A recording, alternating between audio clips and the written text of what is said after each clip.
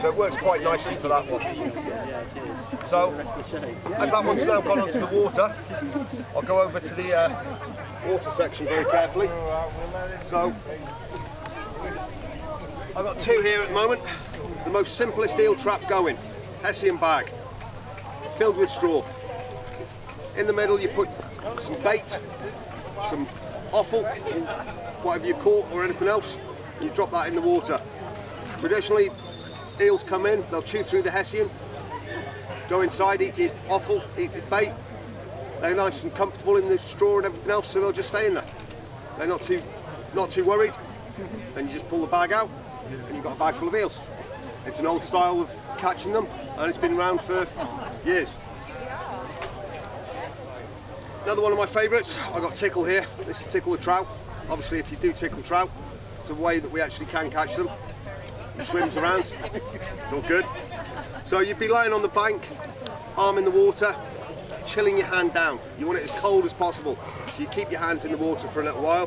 When these guys come over and you feel them brush over your fingers, you flip them out the ground or out the water, they land on the ground and they'll be flapping around like that. You've then got yourself a fish. So they're very useful. If you actually can do that as a skill, tickling trout, don't know if anyone's tried it, it is a skill that you have to practice and practice and practice.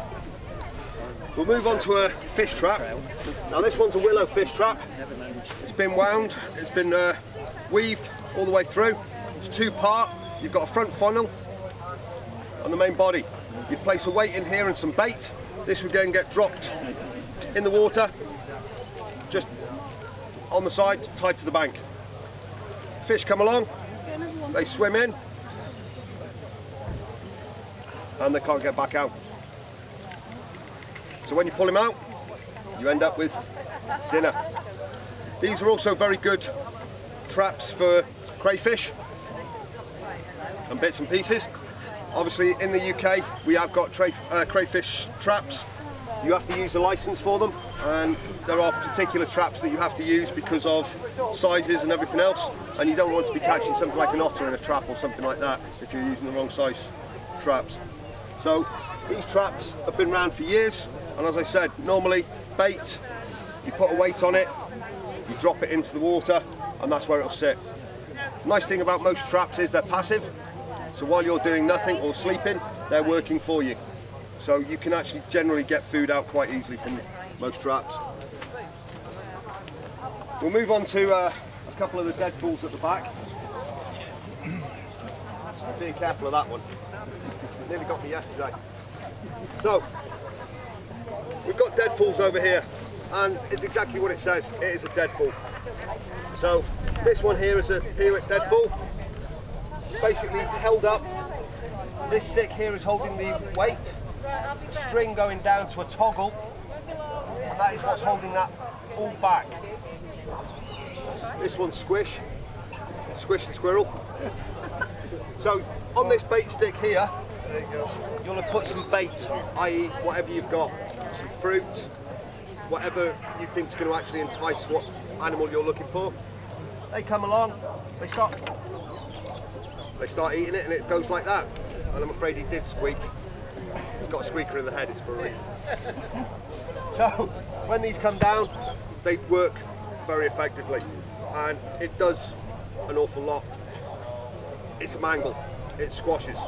The idea is you can make them as big or as small as you need them to be, and you can actually, if you haven't got the weight on there, you can put weight on the top to actually increase the effectiveness. So you can actually tie on extra weight on the top. This one's a tripwire dead fall. You place this over a path or something like this. So all we've got is a split stick. It's tied to a string, and the string's got a peg at the back. We've got a knot this end, and all it is two sticks literally placed like that with a string through it. So when the squirrel or animal runs through the line, he hits it, and he gets squished just the same. And as you can see with these ones, it is literally a stick with a groove in it. And that's as simple as it gets for a trap.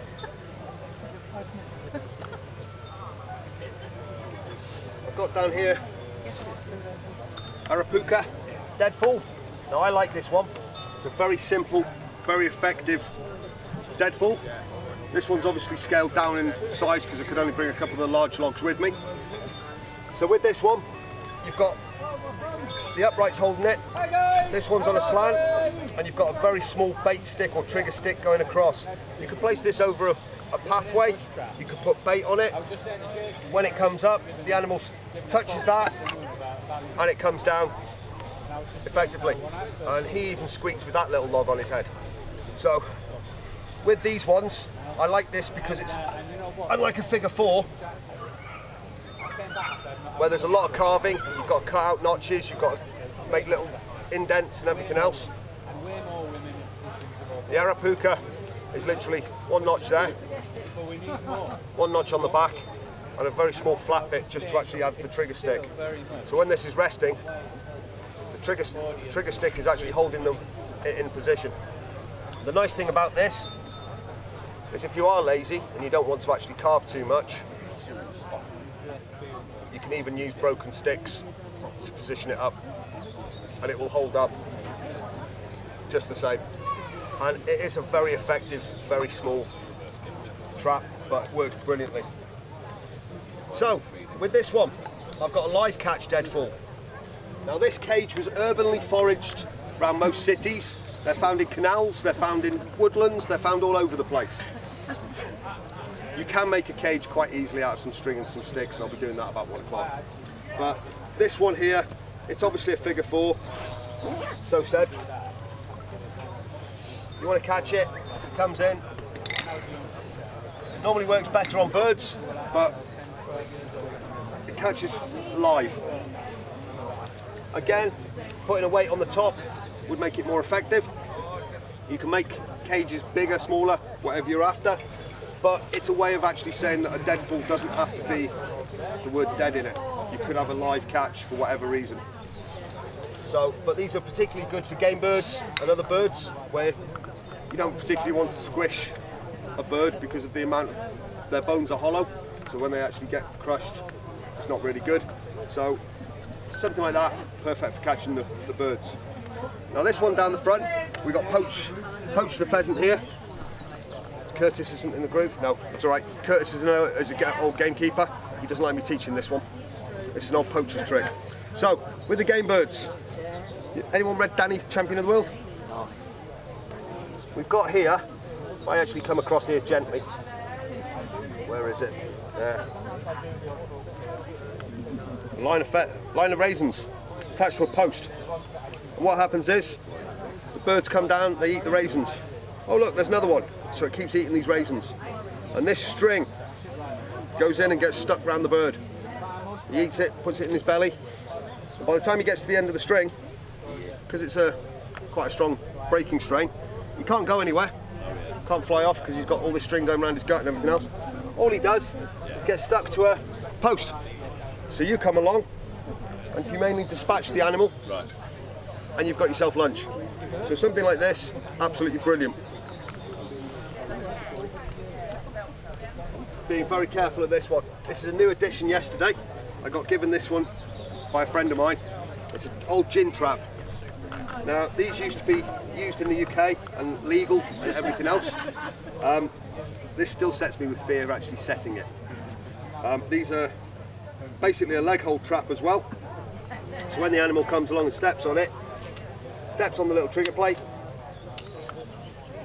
the jaws come up and grab round it.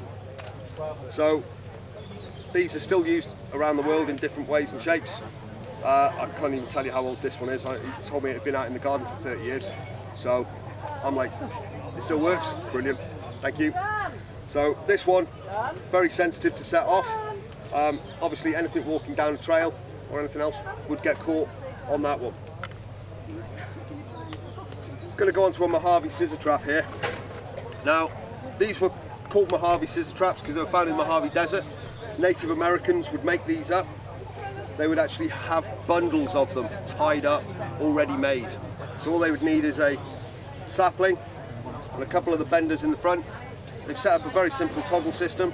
but the piece that was found in bundles of 10, 20 was the actual trap. They'd already carved it, they'd already tied it to a line with a toggle, and they found these in literally stashes all the way around the Mojave Desert. Now this one's particularly effective because what happens is the animal comes in, literally like this, eats the bait, touches the bait stick. This flies, this is the, you put the bait on this stick, touches that, and it comes up, and not only does it crush because of the actual section of the scissor motion, but it pulls up at the same time. Highly effective, very quick, very nice dispatch. Generally, over in America, when they were actually trapping with these, they've got a lot more ground animals. We've got mainly rabbits, hares over here. They've got prairie dogs, they've got groundhogs, they've got all sorts of other ones over there. So this is why it was used over there more. You're fine, aren't you, Trap? Yeah, he's fine. Highly trained professional. So, these work on a scissor action. Absolutely brilliant. Very quick, very efficient. Quite easy to set up once you've actually got the dynamics and everything else. The scissor deadfall at the back here, I haven't got any screws for it, so I haven't managed to get it set up properly yet. When you actually have this properly out in the wild, you'd have the bottom stick pegged down. This long bar here would be tied over the top, very similar to that toggle system on the Mojave. However, when the animal went through, when this comes down, it does the job. It really works on the action of such a long pole pulling on this. In America, they've actually set these up so that they actually killed brown and black bears with them. And this has been a tree set up.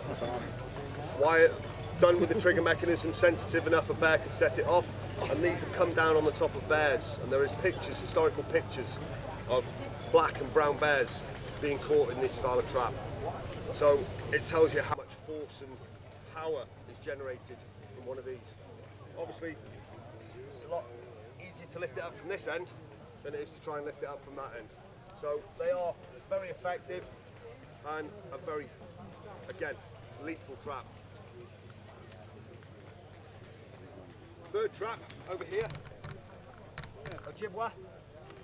So birds are notoriously, how should we say, suspicious animals.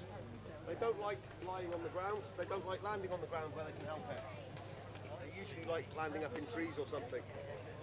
So, you'd have a bait on the floor, bird would come down. Now this hasn't worked for the last 2 days because he hasn't got the right feet on him. So we'll try and see if he'll do it today. When he lands, he grabs hold of the perch. I know it's not going to work, but we'll try. When the perch falls away, oh, it did. Excellent. The string catches up.